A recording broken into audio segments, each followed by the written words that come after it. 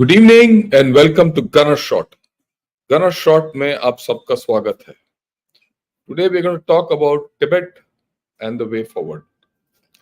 But before I get into Tibet and the way forward, what I'd like to say is that today the Chanakya Defense Dialogues has started, and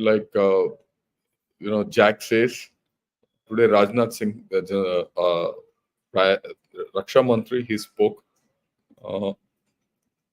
I wanted to show it live to you, but there was a practical problem. The practical problem was this whole seminar was starting at 9 in the morning, and till about 5 live. Let me tell you, you'll go mad if I put it on, and with a lot of gaps in between, and all that. So I decided that I'll not show it live, right? And it will be an overdose of information. So what I'll do is, I've asked them, they'll give me the recordings, and I'll put them out one by one.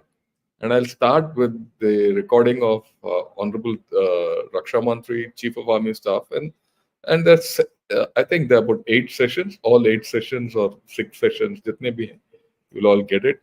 Be patient. Again, nothing. You would have not missed anything by not listening to it so far. You'll get the whole thing. That's the first thing. So that's my point. The second point is, before I go further, I keep missing out. I'd like to thank Karna for becoming member, and also Divakar Singh for becoming member. Thank you, both of you. Honored. In the same vein, all of you who would like to, who think that this channel is worth it, do subscribe and tell others to also join in. And if you like this, support me by at least liking this button, pressing that like button, right? It's a very simple thing to do. Okay, now let's talk of Tibet and the way forward. Why should we talk of Tibet at all? That's a question which comes to everyone's mind. Well, historically, Tibet was a big buffer between the Indian and the Chinese civilization, right? And we never had contact. We never needed to understand them beyond a point, and they never needed to understand us beyond a point. When they usurped Tibet, the old Chinese civilization, the imperial Chinese, didn't come and take over Tibet. They left Tibet where it was. The wise people. It is this Mao and this gang of communists who seek hegemonism, and they want to, grab as much land as possible. I mean, to some extent, it's foolish. What do you do with so much land, right? And of course, there are issues of water and all that. We know that. So they took it. Now, having taken that, you brought two civilizations which had no contact throughout their civilizational history next to each other. And that too at a point of time when both powers are rising, both civilizations are rising. Maybe China is ahead of us by about 20 years, but we'll catch up. We're very sure about that. I have no doubt. So there's bound to be friction. Do you need it? You don't need it. So really speaking, what all of us would like, and for the world, it's good if Tibet is reinstated as a buffer state between India and China. And that's our national interest.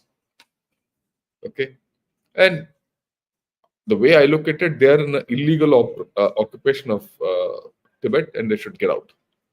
And that should be one of the preconditions for further talks, somewhere.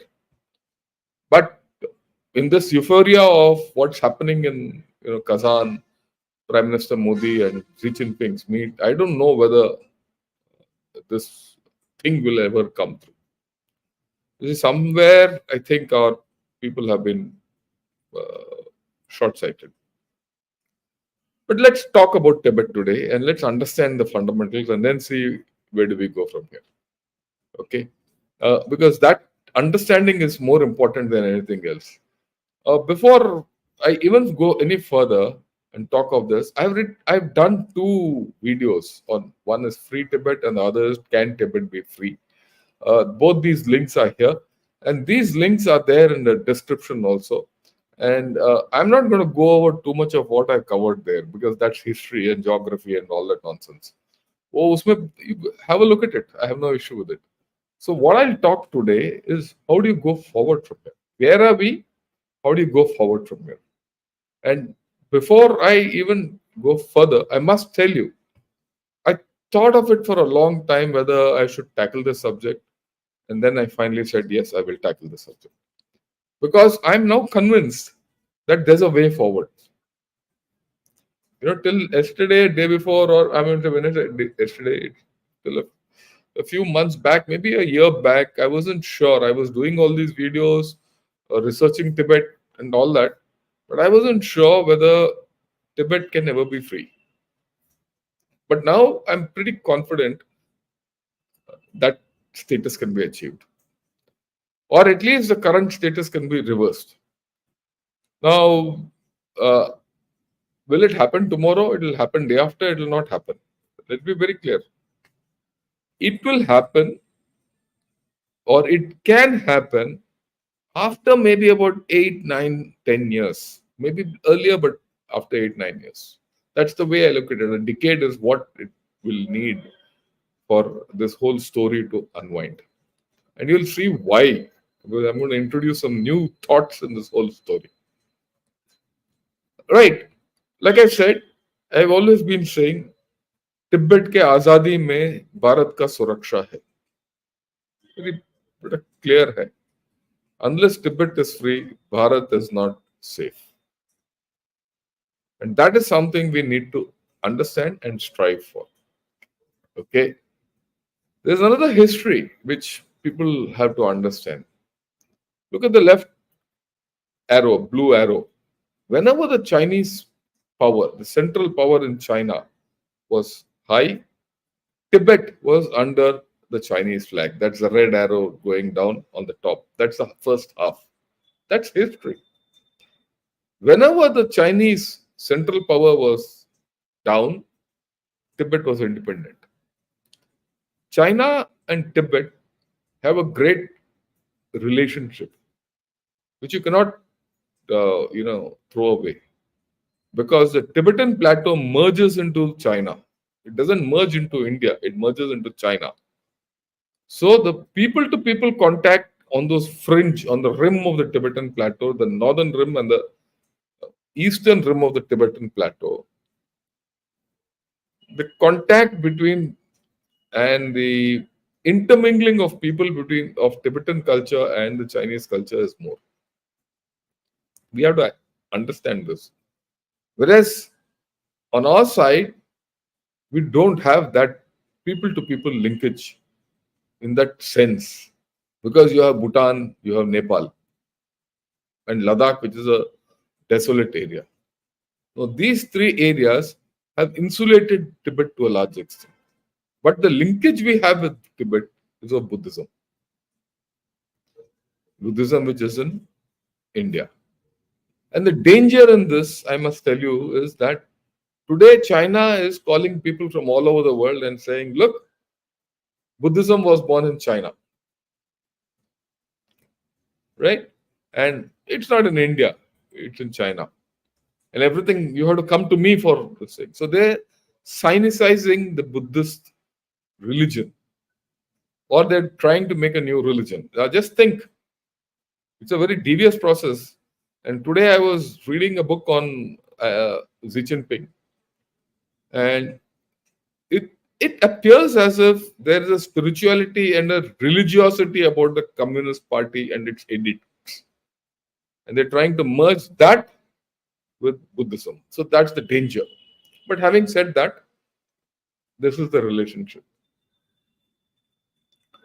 and this is the story. I have always said it. Manchus first invaded, Tibet, intervened due to political turmoil. Then they had a resident.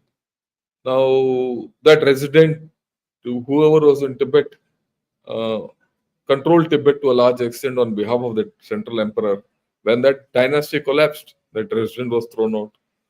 Tibet became independent. And then, whenever the dynasty, another new dynasty came up, the resident came back with under the new dynasty. But in all this, one thing is clear: Tibet had its own flag and its own legal system and its own ideas of what democracy was, or rather, all the symbols of a state it had. And this nebulous relationship, the Britishers called it suzerainty. But all this changed in 1904 when young husband took a military expeditionary force into Lhasa through Jalapla. And then when the Britishers left in 1932, when Chiang Kai-shek formed the ROC government, right? He declared Tibet and Xinjiang as part of China. And the communists took that declaration and went about it. Okay. And there was a time in 1913 when, the 13th Dalai Lama also expelled all the Chinese. That was because the Britishers were there. And then, of course, it's known once China got independent, they instigated the Panchen Lama, split the Tibetan Buddhism. They, infiltrated the monks and all that, and we are where we are. So we know that. So this is an up and down kind of a story. Okay, before I go further, I must tell, I respect the path of Dalai Lama. His Holiness is great. He espouses a very good principle of peace, there's no doubt. And so did Mahatma Gandhi. Mahatma Gandhi brought us, independence through ahimsa. But then he also recognized evil. When it came to fighting the Germans, he recognized Hitler as an evil and ensured that the Indian army fought. If Mahatma Gandhi had not given permission, the Indian army couldn't have fought along with the British army. This is history. So, even if you're peaceful, when you have to fight evil, you can't fight evil with peace. So, Tibetans have to make a rethink about this whole affair. And the Dalai Lama, jo bhi hai. And we all know that today's evil is CCP, the Communist Party.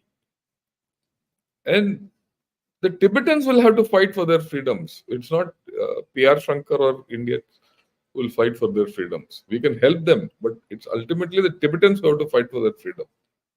This is where the question comes. How organized or disorganized, how much do they want their freedoms? That's the point. And that is what I said.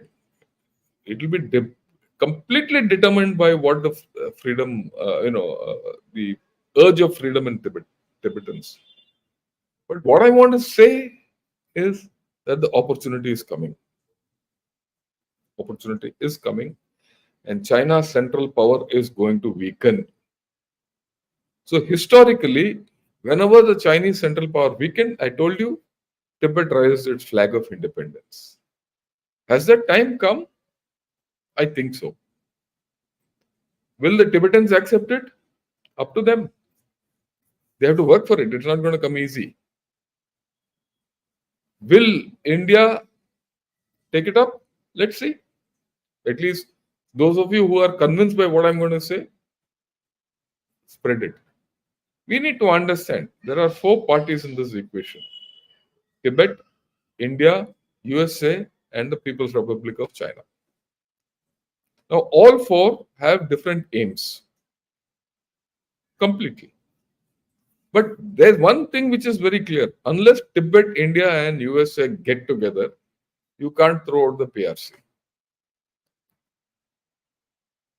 Okay? Now, all 3 are reluctant at this point of time to take that step. All 3. And I'll show you how.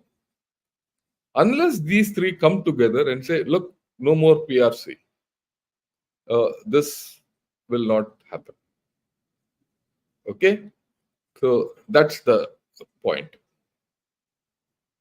Now, let's look at the PRC. It will never negotiate with anyone on Tibet. There's no question. at this point of time. Now, even if it does, they'll never honor that negotiation. I mean, remember, I told you earlier, in 1932, Chiang Kai-shek's nationalist government declared Tibet as part of China. So you ask a Taiwanese today, he will say, no, no, everything is fine. We respect India. We want good relations and all that. But when you talk to him about Tibet, he'll say issue is in our constitution that Tibet is part of China. So when we take back China democratically, it is ours. So that's the level. Okay.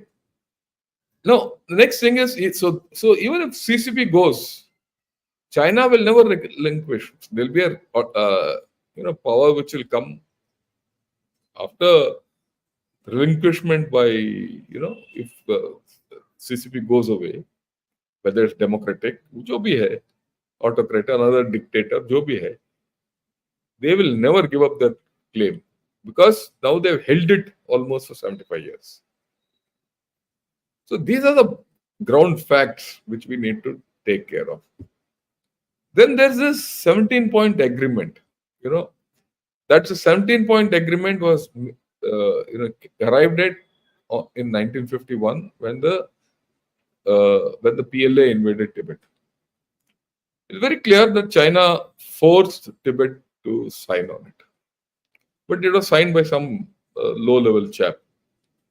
But the interesting thing which I have read is that in the opening paragraph, it says somewhere, and this is what I've read, I've never read that document. China did not enjoy any effective control for over the last 100 years or more on Tibet. Which means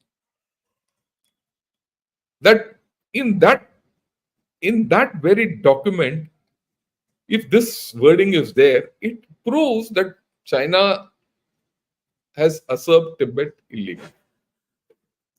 Or the other way, Tibet was never part of China. If Tibet was never part of China, what are you doing there? But the thing is, I've read this by an author who was largely pro CCP. But I've been asking people, look, can you give me this? Can you verify? Do you have a copy? No one tells me anything. That's why I said the Tibetans have agency in this. Then let's look at let's look at India's position. You see, till 2003, we did not recognize Tibet as part of China. It was only in 2003 when the MOU was signed between the Vajpayee government and then Jiang Zemin's government or Hu Jintao's government. I don't remember 2003. I think Hu Jintao, or there was a about a transfer to take place. That this MOU was arrived where the MOU, if you see, this is the words. There is no mention that we recognize Tibet and they recognize Sikkim. The impugned thing was this, that we agreed to designate Canggu as a border point between Sikkim and Renchingkang of Tibet Autonomous Region. There also it's Tibet Autonomous Region, not Tibet. It's autonomous region. It is supposed to have autonomy. That's gone for border market trade and all that. Why that was chosen? Because there was a Sikkim border was delimited before Sikkim merged with India. It was delimited between Sikkim and Tibet, and that devolved. Very interesting. That's actually an international border. That's not a LAC. The Sikkim border is not a LAC. It's a recognized international border. Very few people will talk this way. So this is our stance. But the 2003 agreement, also in some way we said we'll look at one China and all that nonsense. We have moved away from one China principle almost. Why? Because after that, the Chinese have repudiated all agreements when they came and did what they wanted. Actually, none of these agreements are valid today, legally. So legally, India has a case to say Tibet is not yours. Now people will say, नहीं नहीं अभी तो मोदी और Xi Jinping का बात हो गया वगैरह वगैरह. फाइन, ठीक है, बात हो गया तो हो गया. उसमें इंसर्ट तो करो कि भैया आप नया शुरू करो, तिब्बत आपका नहीं है, शुरू करो. तिब्बत का सवाल भी हम खड़ा करो, तिब्बत का सवाल कम से कम खड़ा तो करो politically, because anything to do with China you have to do politically, right? So politically, that document, 17-point agreement, Tibetans have to start. This we have to start. Okay. And then much is made out of what USA is doing, the Tibet Resolve Act. This is the act.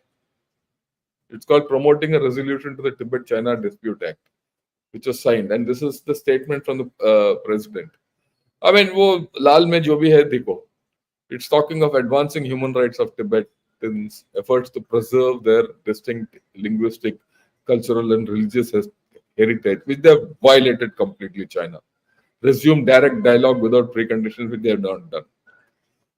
And but one interesting thing is it recognizes Tibet Autonomous Region and other Tibetan areas of China as part of PRC. They don't support separatism.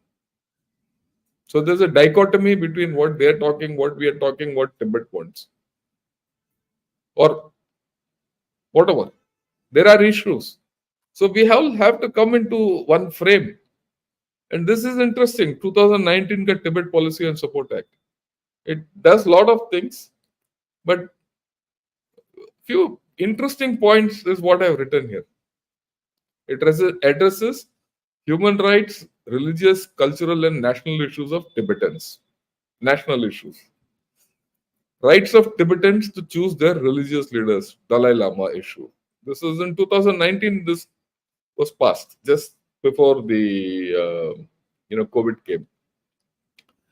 Then Tibetan Buddhism is practiced in many countries besides PRC: Nepal, India, Bhutan, Mongolia, Russia, USA, and the West. In many countries, they are smattered.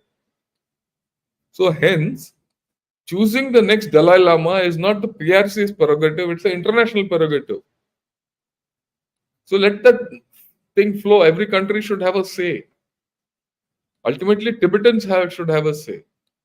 And there should be dialogue without preconditions. And of course, they've said PRC will not be allowed to establish a consulate in USA till a consulate is established in Lhasa, US consulate. That they've stuck to. But this story, what India has to do, what Tibetans have to do, we have to come together on one platform. Abhi tak aaye nahi. What is the assessment? What is my assessment? Or your assessment also? It won't differ. Look, the hope and belief that the Tibetans are in misery there and will rise up against PRC is all bunk or misplaced. It will not happen. In my way of looking at it, there are three shades of Tibetans. One, who are not reconciled to the Chinese occupation. A large part of them have come this side. A large part of them who are inside don't have voice. They don't have agency. They'll keep quiet. They're happy with the Chinese occupation. The second part are those who are happy with the Chinese occupation and are collaborating with Chinese. Now, those guys have infiltrated all forms of Tibetan society, including all these monasteries. After all, this was the ruse and spies which went into the Tibetan society, which uprooted Dalai Lama in 1959. I mean, 50, or rather 59, he was forced to come. So this is nothing, this thing. So there are a lot of guys within Tibet who are with Chinese. And now, after so many years, Chinese must have given them a lot of money, a lot of facilities, a lot of this thing. They'll be completely with Chinese. And a lot of Chinese Tibetans go to Chinese mainland as migrant labor and work there. Because of Rozi Roti ka sawal hai. But there is a majority who just want to get on with life. They're not interested. Many of us also are not interested in day-to-day politics. You just want, you have children to take care of, you have your yaks to take care of, you have to get on with life. So it is that element who is disgruntled or not happy with that, and those who are happy, a tussle is between them. You have to understand this. Like I said, Chinese communists have made deep inroads into Tibetan society. You want to pull back from now, it's going to be a very long haul. The politics is the first start point of this whole story. If you don't get your politics right, nothing will happen. You need to have a plan. What's the ground situation? I mean, on ground, what is the story? China has solidified its hold completely. Military infrastructure, LAC has been upgraded. They have controlled Tibetans and Sinicized Tibetan Buddhism. Today, if you there are videos in YouTube, if you see, where kids are taken away and and put in some centers, education centers, where they're taught the Chinese language. They're not even taught Tibetan. Their culture, everything is being eradicated from the root. And they also have concentration camps for indoctrination and all that. And the exodus from Tibet also has reduced for many reasons. Some people, like I said, are happy with what they are. They're happy there because they've been given material benefits. And then it's difficult for them now to come from there to here for many reasons. Security, this, that, all that. Nepal doesn't allow them to come. We also didn't allow them to come after that agreement we had in 2003. So the number of people coming there is reduced. And when I interacted the other day with the Tibetans, I mean, there was a chap who I spoke to. He studied in Chennai in Loyola College here.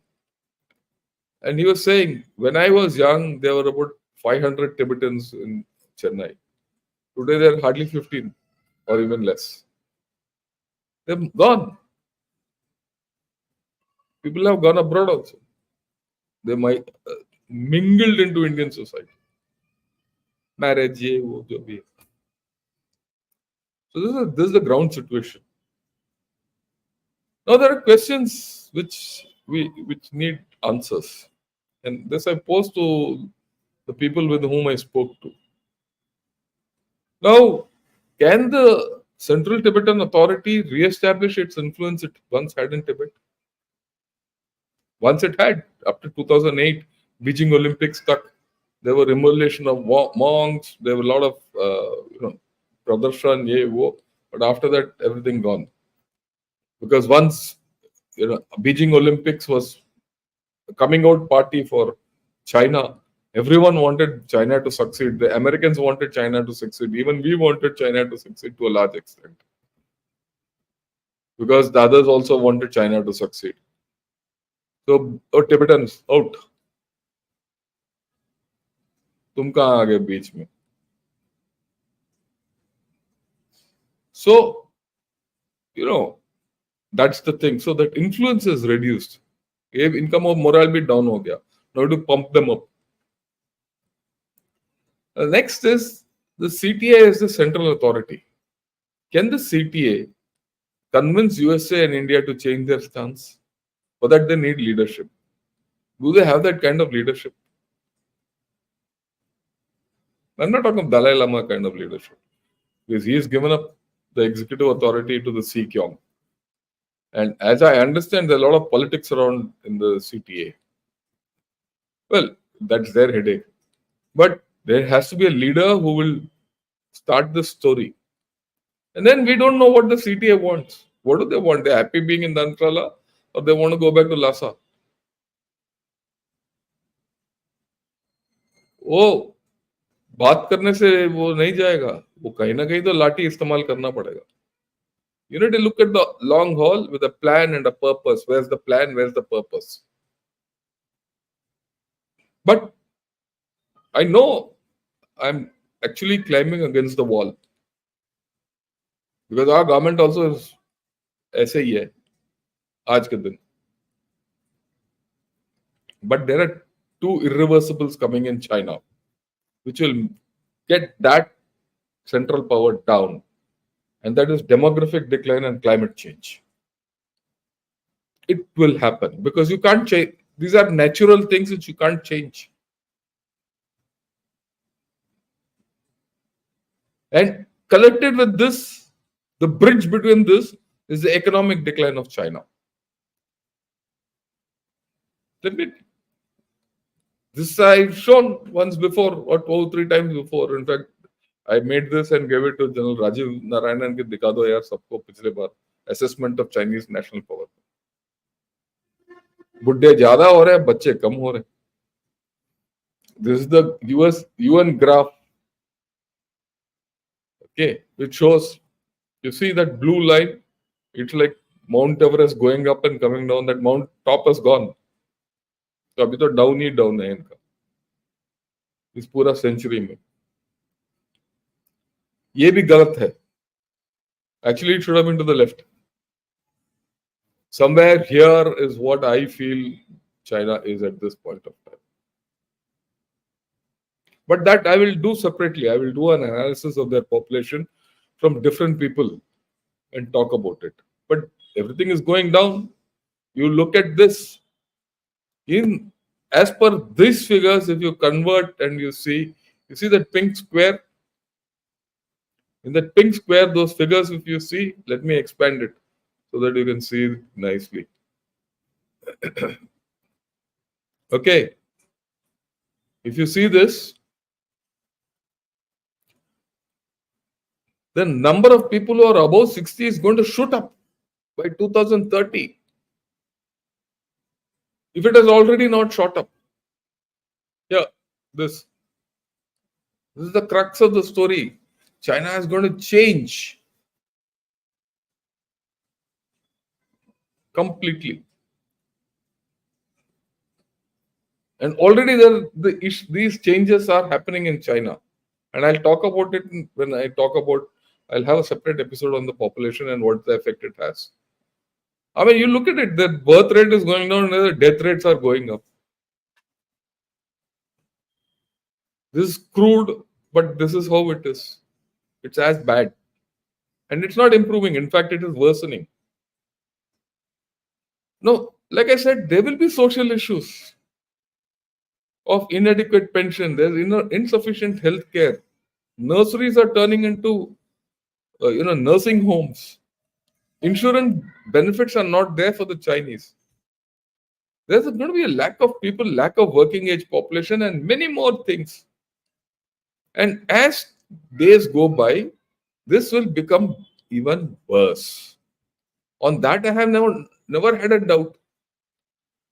I've never had a doubt on this. In fact, when people said, just 3 years back, when I first brought this thing of population decline, people said, yeah, they said, no, this will start showing in 2030.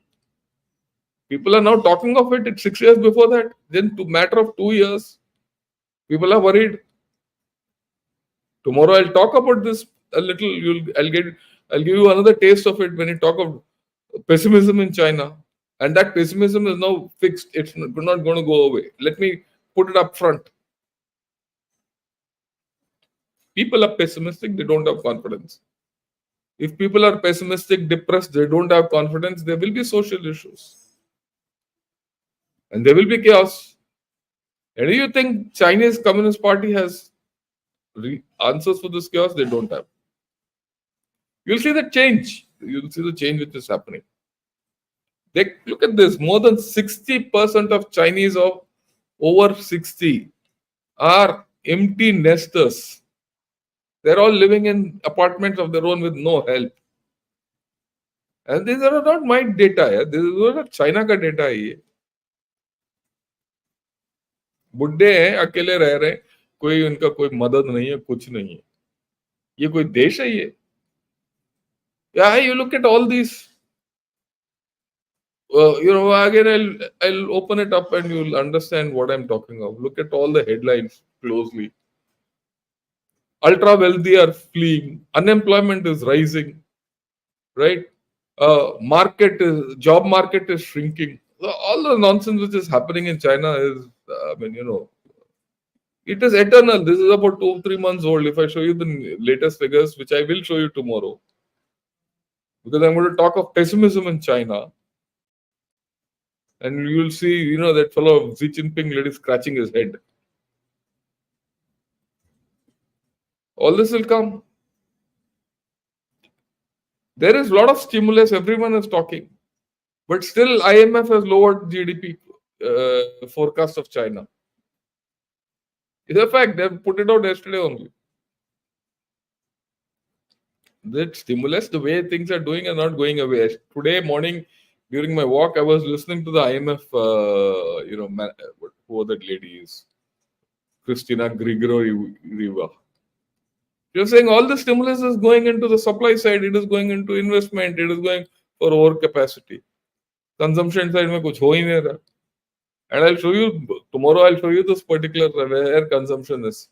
And as per Michael Pettis, which again I will show you tomorrow, if everything goes right in China, which it will not go, it will take 12 years for China to recover. And at the extremity, मतलब ये भी कर लो, वो भी कर लो, वो भी कर लो, सब कुछ कर लो, तब जाके ये है.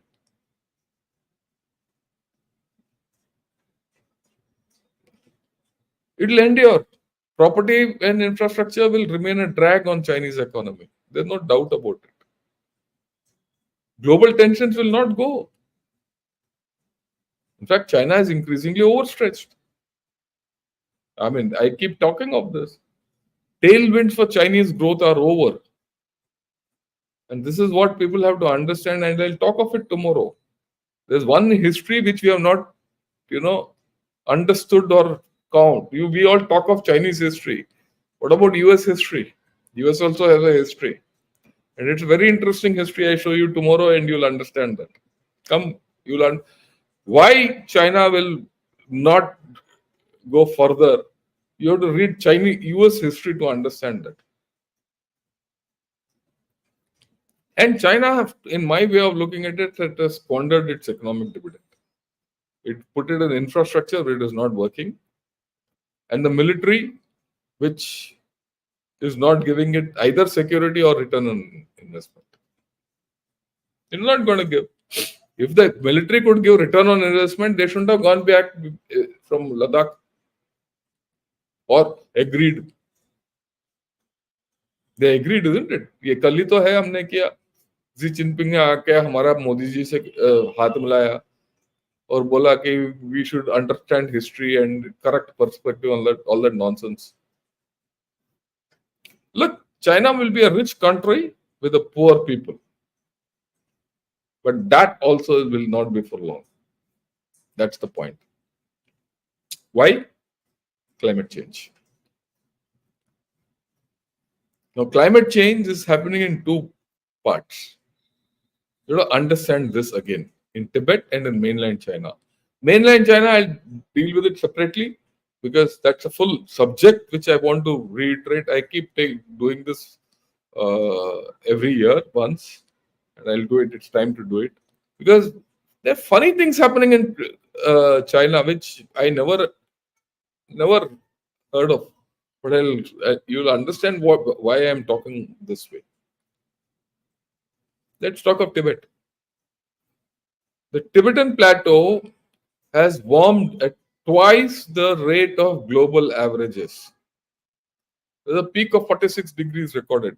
Look, in this Chanakya dialogues today, there was one lady who spoke of this, who spoke of the changes in the Tibetan plateau. Hear her tomorrow when I put the video out. You'll understand what I'm talking. There are retreating snow lines there, shrinking glaciers, lake expansion. When snow there melts, the lakes have expanded. And glaciers sink, the lakes have expanded. And the northern part of the Tibet plateau, the lake area is multiplied by twice, widened twofold. The central and the northern part are the worst affected climate change. And the hydrology there has become imbalanced. It will affect water flow in all rivers from Tibet, especially those which are further away from the Himalayan crest line. The Himalayan crest line will be the last affected. I don't know Most of all of us will die by the time that happens. But there is a thing which is happening. Okay, the QTR, that is Qinghai Tibet Railway, the Qinghai Tibet Highway, and the Qinghai Tibet DC power transmission line. These are major contributors to climate change. They are also the major infrastructure. And this infrastructure is affecting the climate change and hastening the climate change. That lady was talking today and it was mind boggling. In when PRC took over Tibet, there was something like 7,000 kilometers of roads and tracks in Tibet. Today it is something to the tune of 1,20,000 kilometers. Can you imagine the kind of change which is happening there? Already QTR has been put at risk due to expansion of water and water submergence. Lakes have come up. And the QTR has been built in permafrost. 30% of permafrost is expected to go in the next 5 to 10 years. And if 30% of permafrost goes, QTR is in problem. They'll affect roads, infrastructure, everything. We don't know how much it's going to affect, but it's going to affect. And as time passes, it will be more. The point is, so what if? The infrastructure is at risk. And that cannot be mitigated because does China have the money to offset it? As their economy goes down, as the people go down, the workforce goes down, their economy is not going to shoot off to the 10-15% kind of a growth rate. Will China have the funds to maintain what it is? Can China complete all its projects which it thought of? Big question mark. Why it's a big question mark? Because there's a climate change in China also. And I'll talk of it separately. There are unseasonal floods, droughts, and tropical storms which are affecting China as never before. Just 3-4 days back, there was a tidal surge which went as deep as 100 kilometers inland. And today morning I was plotting Tianjin or Tianjin. There's a city which is nearly 80 kilometers inland. The water from the sea went right up till there, 1 meter of water. Can you think why it happened? And the water then after 2 days receded. What damage it would have left done and gone? It will come out. Because when such surges happened, I remember, some of my relatives have land in the Krishna Godavari belt. When surges happened and went back, for the next 5 years, they couldn't produce paddy. Gone. Why? Salt. The whole land got salted, leached. They had to leach it out for 5 years. Damage due to climate change will affect more as China more as we go down the line. The economics of infrastructure replacement will be beyond China. And all this has started because China has imbalanced their ecosystem. You'll also say, look, climate change is global. Yes. But what people are not prepared to accept, that people don't realize, is climate change is going to affect India a hell of a lot. But it's going to affect China more. It's going to affect China the max in the world. Because the Chinese have tampered. And I'm not talking of pollution and other things. So overall, when the Chinese power starts going down, and this I'm very sure will happen in my lifetime, if I lived that long. Okay. Then all of a sudden I see militarism amongst Chinese. A new head went, they want to do resolute crackdown. So there's something happening there. All of a sudden they now talk of Dalai Lama thing, and they will, not they will be the ones who will, uh, you know, put the successor, and no one else can talk. It's China's right. All of a sudden, and China has a natural say. These things are coming up. They're talking of separatism in Tibet. There's some problem. Why? There is a problem, political problem in China, which is we've spoken of. That Xi Jinping's rule, there's a problem. So when that shakes, it's going to shake a lot of things. And that's the opportunity. That's the opportunity I'm talking of. So it's not going to come easily. It's not going to come tomorrow. It's not going to come day after tomorrow. It will come as we go along. Like I said, I wish the Dalai Lama a very long life. But his succession will become a political factor as days go by. And everything in China is political. I keep saying, don't miss the politics in China, otherwise you're gone. And the opening is ahead. What should India do? Everything comes in this.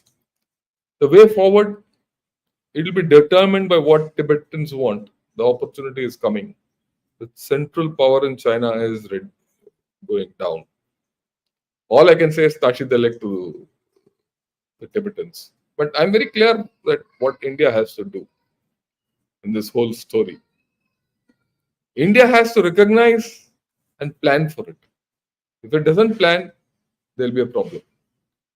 Otherwise, what? Nothing. Tibet will be there where it is. You will keep loafing around patrolling around the border, because the Chinese are not in any mood to settle the border. Because they're sitting where they want.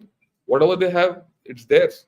So you can keep asking me, sir, will we have the capability to take Aksai Chin? Will not have the capability to take Aksai Chin militarily, unless you create the political conditions. If you want your border secure, you have to do certain things. And they are not military in nature, they're political in nature. Unless the political things start, and I'm not talking of going and fighting, subverting life in Lhasa, bomb blast, I'm not talking of that. I'm not talking of violence. I'm talking of political movement. So if you do the political movement, then things will start coming into place. I do hope, all of you have liked this video. Please see the other two videos also. If you liked it, press the like button. And if you, coming to this channel for the first time, subscribe. I'll keep getting these interesting things. Already I see some guys from China are come over. I mean, I have no problem with that. They have the right to speak. Let them speak. So that's how it is. So I'll take some questions, but tomorrow, like I said, I'm going to talk about pessimism in China. And that's an important topic. And this is connected. All this is connected. Tibet is also part of our thing. So we have to understand this Tibet business in a different manner. I hope I put it across in the best possible manner, which I know. And I would like, and I'll take on any questions. Yeah, with reference to Chanakya and his thoughts on the matter, for an RIC to exist in any form, China shall need to compulsorily vacate Tibet, Xinjiang, and Yunnan. Yeah, I agree with you. If nothing, Tibet should be vacated, and also Xinjiang, if they want something like that. We can think of talks with China once they do this.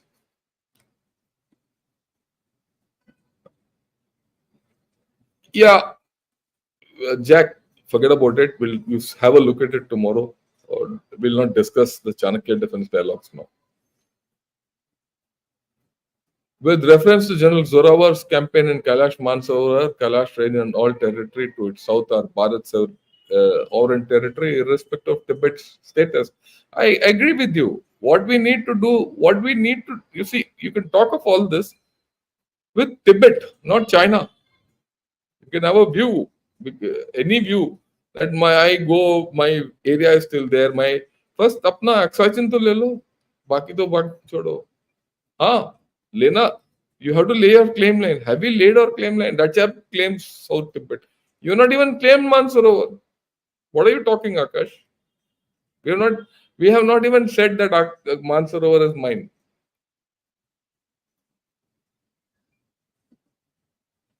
Yeah. Good evening, Maulana ji. How are you? And yeah, in the present, we may consider the feasibility of permanently occupying the PPs along with the. All this you can't do. Don't jump the gun. We don't even know what's going to happen, whether this whole thing will go through. अभी तक तो बात ही हुआ है, on ground क्या हुआ है पता ही नहीं है ना. Let's not get into. Yeah. The occupation of Tibet by China in the 50s unequivocally shows the vision the CCP had, which India lacked. I completely agree with you.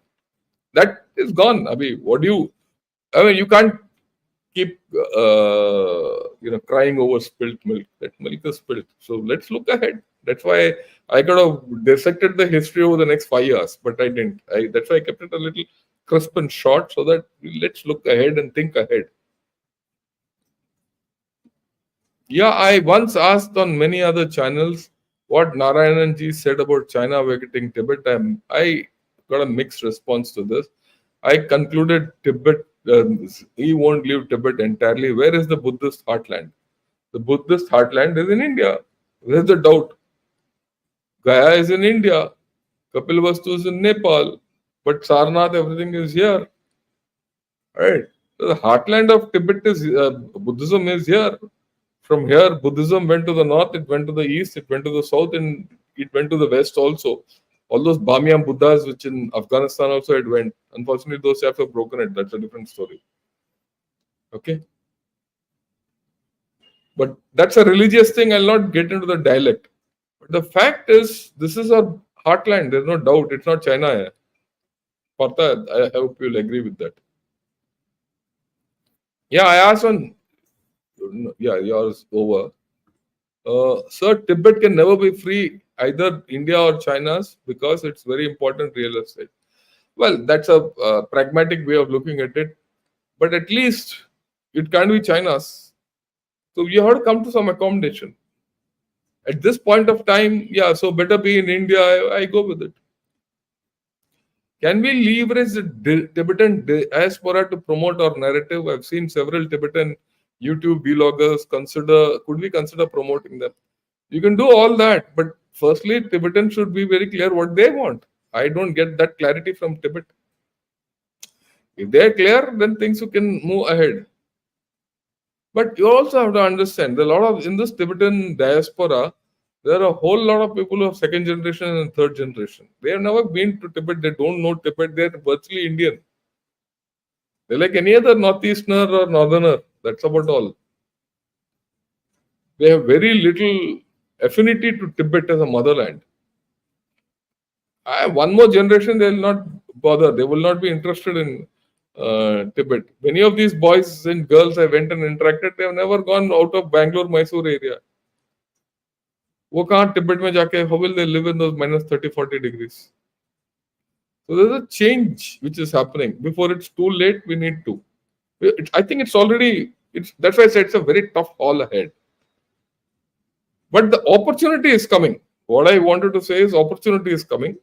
On that, let's not have doubts about. I'll bet, I'll vouch for it. And tomorrow I'll show you why. I mean, again, everything is debatable in life, but let me show what is coming out of China. Yeah, communism too is a full-fledged religion. That's what they think. Okay. Jack, yeah, I think so. We shouldn't get too involved with what the RMS said addressing this person, that person, and all that. Sir, the Chinese always justified Tibet occupation by showing development and banning regressive practices of Tibetans. same as how British did with us. How do we counter it? You have to counter it ideologically, you have to counter it politically. There are two ways about it. Look, our ideology is not bad. Our democracy is a good ideology to have. Okay, like someone said, if democracy succeeds in India, it tells Chinese people, good, democracy can succeed. Then tomorrow they might ask for democracy. It's just that fundamental, simple thing. You have to inject. I've always felt if you inject democracy into China, China will topple. Xi Jinping will get toppled. But how do you do it? We have not been able to do it.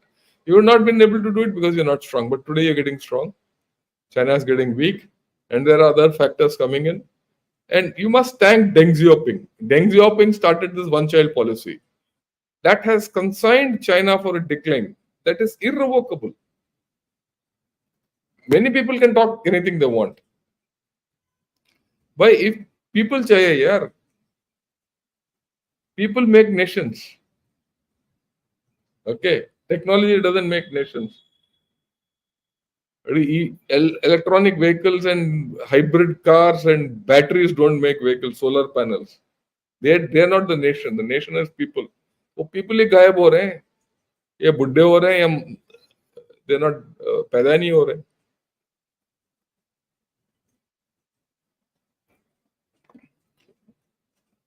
Yeah, do you think if Tibet is out of Chinese occupation, we will have a good relation with China? You see, when change happens, we don't know how it will go. We'll have to see how it will happen. But overall, I think it should.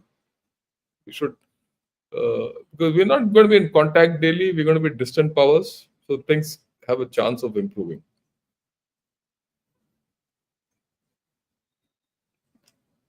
What, in your view, on new Taiwanese cultural centers in Bombay and Chennai, do you think they are playing? And you scratch my back, I scratch yours in terms of Aksai Chin, Tibet, and Taiwan. They are very clear about Aksai Chin and all that. They'll not interfere. They're just worried about preserving their independence and nothing more. Don't give too much to them. They're a weak people as of this point of time. They're shrewd guys, intelligent guys. They've progressed because of American help, but they're weak and they suffer from far worse demographics and far worse problems than China. If you think Taiwan will, I don't know whether Taiwan will stand up and fight. I mean, there are indications. If they can do that, they'll okay, but they're a long way. Don't give them too much weight. It's a small country at the end of the day.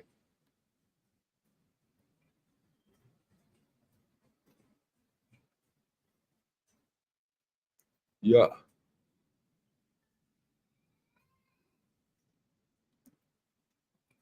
Okay, if Tibet is, yeah, we've covered this. Minggu, you're from China, it's very clear, but you forget about it. You will not, neither Taiwan is yours, nor Tibet is yours, nor Xinjiang is yours, nor Mongolia is yours, nor Manchuria is yours. As far as the Chinese Communist Party survives, it's all yours. But the day it collapses, it's all gone. And that collapse might happen. One fine day, it might just happen. And that's the history of China. Incidentally, let me put something nice because I thought I'll speak about it later, but I'll put this. When did dynasties change in China? In China, dynasties changed whenever there were floods or rains or droughts. Climate change. Climate change has been a powerful dynasty changer, so that might kill the Chinese communist dynasty. So, with all respect, your thought process altogether different and appear to be far, far away from reality. Fine, I have no problem. Carry on. We as a country struggle to get back our land from China, but you talked a bit. Look, if you don't do that, you'll not get this. Don't worry. You have to understand. Unless that chap is uncertain in Tibet where he is, he has to look back over his shoulder. You will not get your Aksai Chin back. If you think you'll get Aksai Chin back militarily, forget it. Just forget it. You will also die and Aksai Chin will be still Chinese. Okay. But you go the political route, there are good chances. I might be far, far away. I have no problem. But I'm talking logic. You show me logic which is not there. Okay, good. Our generals are truly jokers. I'm glad that we are joking and we are entertaining you. लड़ नहीं सकते तो entertain तो कर लो तेरे जैसे बंदों को. और क्या बोलूंगा मैं.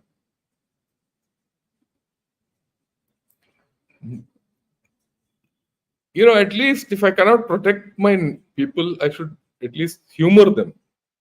So I'm humoring one idiot. Good.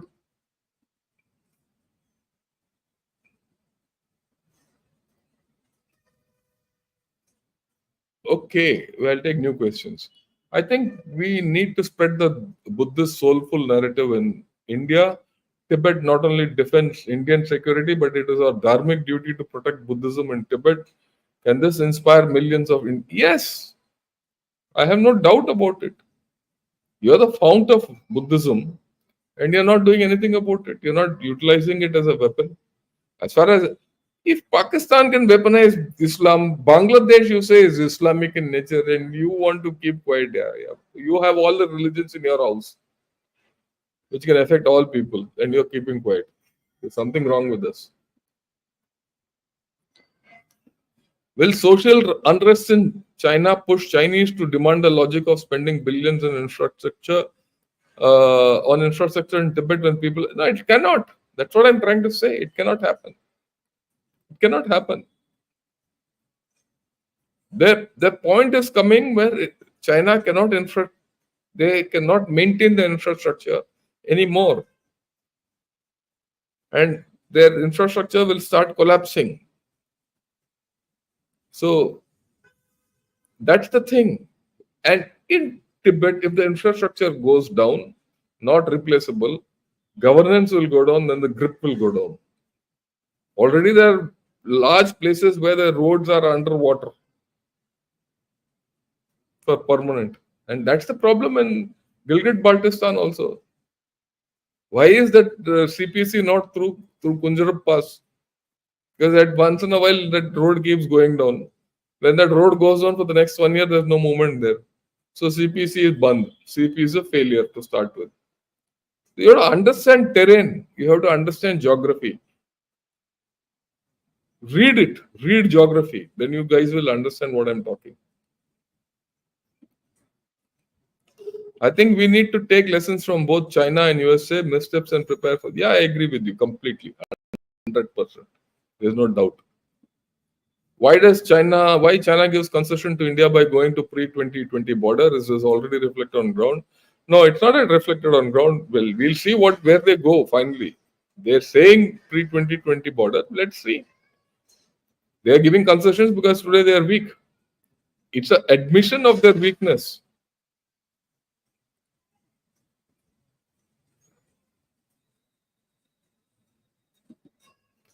Someone is hacking this stock. Possible Chinese will. Why not? Is it true that Tibet was captured during the Mongol-led Chinese dynasty and how China claims? And now China claims based on that, by the same logic, India should also. Yeah, I agree with you. That's why we have to talk. Unless we talk, we don't know.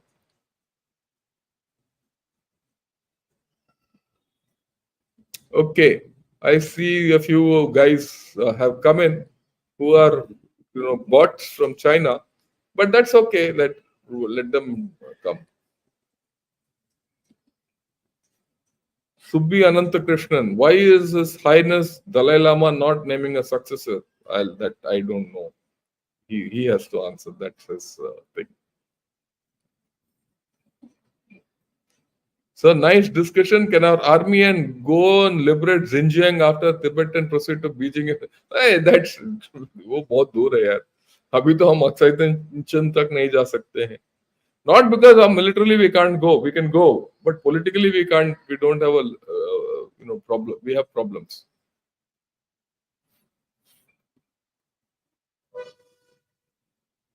Sir, just got the book General's Jotting. We'll have fun. Thanks. Thanks a lot. I'll tell General KJ about it. Okay. Chinese have beaten these guys, been beaten by Dogras, Nepalese, Burmese, Vietnamese, Japanese. Yeah, I agree with you. That threat is gone. You see, the moment China yesterday said we will go back to that time period and patrolling will recommence and all, it's a tacit admission of their military incapability. Let's be very clear about it. I'm repeating it. When China has admitted, or rather when China has agreed to recommence patrolling, and we have a solution, and that solution, as we understand today, is to go up to patrolling points pre-2020 in Demchok and Depsang. We have gone back to the 2020 situation. They came to that point because of their military might. They exercised military might and said that we will do what we want. But after 4 years, if they have gone back, they don't have might, nor are they right. It's more than a tacit admission that their military is not capable in high altitude. Yeah, I seriously believe it becomes our moral responsibility to liberate Tibet. It was Sri Nehru who played a key role in their colony. All that is fine. The moral responsibility, I agree. Whether Nehru played a role or who played a role, how does it matter? Well, we are in a situation today. Why we use Chinese names for areas such as Aksachin and Xinjiang instead of Gostana, East Turkestan? We ask the government. Why are you asking me? Well, Aksachin was always Aksachin. It was not Aksachin was always known as Aksachin. East Turkestan we must start using. I've started using China, Tibet as China. You call it Tibet.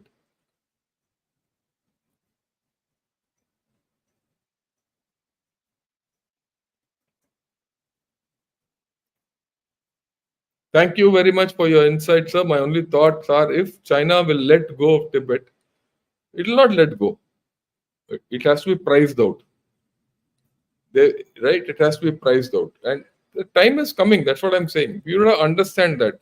When I explain the problems of their climate change and economy, and you interconnect them and their people, you will see that there's a bleak future. People can talk a lot of nonsense, but I don't subscribe to it. Yeah, your talk is in Tibet. There's another less talked about blunder of Limpiudara, Kalapani, Lipulekya. Yeah, I agree with you. The Chinese bribed and got the Nepalese to declare Limpiudara as part of their territory. I did speak of it then. We have to reverse that. You see, now the problem is that has been passed in the Nepalese parliament as their territory. So that we'll have to come to some agreement with Nepal at some point of time. But it doesn't affect us immediately because Lipulek Pass, our road is through, and we are going there. And other day only someone went there and saw and came back and all. He was telling me what a place you can see. I could see up to Mansarovar and all that. You can. The last time I went there, we had to walk. We had to walk for 8 days to reach Lipulek. But then that's a different story.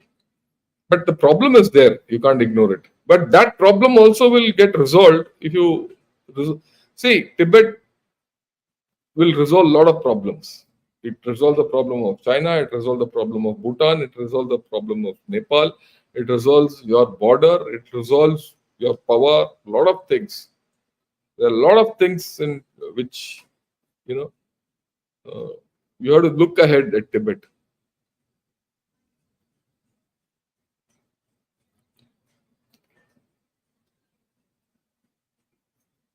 Okay, so earlier 2014 Hindu also controlled birth rate, but moment did not do that. Yeah, no, no, let's not get involved with this.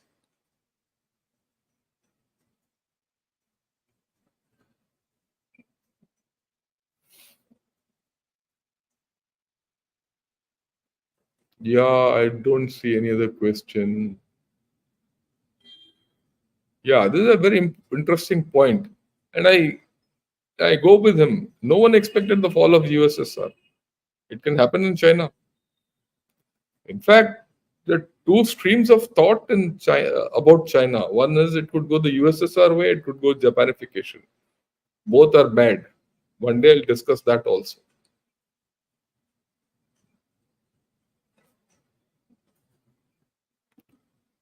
So we have another chicken necks type in Punjab Jammu border. It's 25.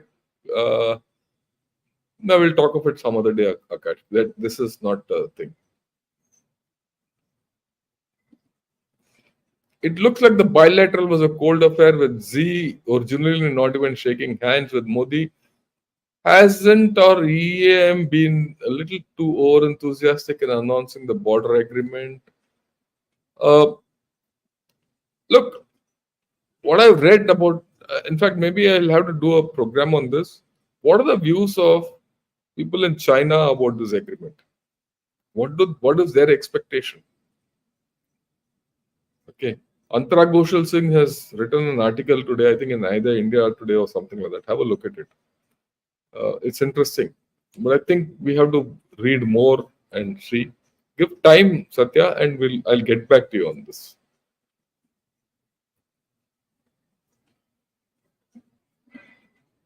Did Tibet ever have a strong army historically? No. Okay. Yeah. Fall of USSR was a black swan event, I guess. Yeah, there'll be black swan. There'll be a gray rhino event also. The China is more having a gray rhino event because they saw this demographic decline happening and they never did anything about it.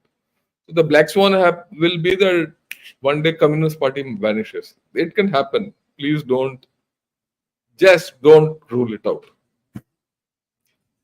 Right? 5 years before the Communist Party of Russia just collapsed, or USSR collapsed. No one expected it to collapse. 5 years. It took 5 years to collapse after Chernobyl. So we don't know when this will happen. Oh, 2020, a lot of people said, "Sir, China idhar aa jayega, agla saal idhar aa jayega, agla saal udhar aa jayega." Didn't I tell at that point of time? Be patient, exhibit strength, exhibit strategic patience, and you'll see one day the Chinese will go back. And they've gone back, they're going back, or whatever. Let's see what happens. They've taken a step back. Similarly, many things can happen. Okay. Yeah. So this is where I end. I don't see any questions anymore. Greatly. Uh, Thanks. Tomorrow we'll discuss the pessimism in China, which is important to understand China. It's nice to talk of China as a superpower. I don't think it's a superpower anymore. If it was a superpower, it wouldn't have come to even that negotiation with India. No way. Okay. So there are cracks in the Chinese firmament. We need to understand it better. We need to see China in a different light. And that different light I'll show tomorrow. Till then, thank you, good evening, and Jai Hind.